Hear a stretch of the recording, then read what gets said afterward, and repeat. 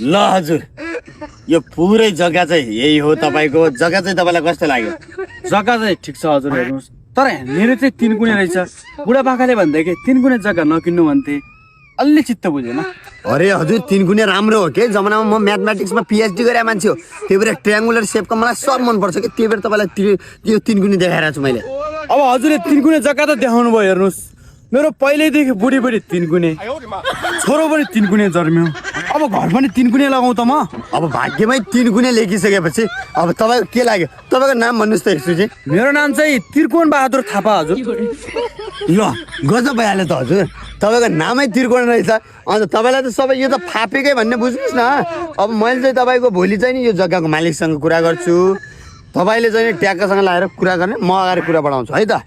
ल ठिक छ अब चाहिँ मिलाएर कुरा गराउनलाई यो जग्गाको मालिकसँग ल भोलि नै भेटौँला है त तपाईँको जग्गा तपाईँले 20 लाख भन्नुभएको थियो उहाँले चाहिँ नि मन पराउनु भएन 3 कुने छ नि त 3 कुने जग्गा कोहीले पनि लग्दैन क्या त्यो मात्र के सराब हुन्छ भनेर पनि लग्दैन त्यही भएर उहाँलाई मैले 15 लाख भनेको छु तपाईँ फेरि कुरा म थप्नु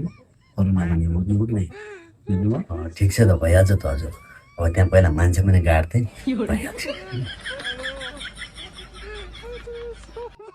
त्यो तपाईँको जग्गा 3 कुन भनेको तपाईँको एकदम फापी जग्गा हो गरे पहिला पनि धेरै मान्छेहरू फापिसकेका छन् त्यो ठाउँमा त्यही भएर मैले भनेको मान्नुहुन्छ भने त्यो 20 लाखमा तपाईँको कन्डै पनि आउँदैन मैले उहाँले चाहिँ 25 लाख भन्नुभएको छ त्यसैले त्यो जग्गा भनेको एकदम फापी जग्गा हो त्यसैले तपाईँले हमा मिलाउने है त नि 25 त लास्टै महँगो भयो हजुर मिलाएर भन्नु न यार 30 भनिरहेको तपाईँको साह्रैले त्यसले पुरा 3 कुन जग्गा त म बेच्दैन भनिरहेको त्यही भएर मैले भनिदिएको आएको छ पछि हुन्छ नत्र लग्दैन भनेर ल भनेर मिलाएको छु सेटल गराएको छु एकदम फाइदावाला जग्गा छ तपाईँ हमा मात्रै ल हजुर ल ल ल ल अब जग्गा धनी तपाईँ जग्गा लाग्ने चाहिँ उहाँ मैले दुइटैको एकदम मूल्यहरू मिलाएर भनिदिइसकेको छु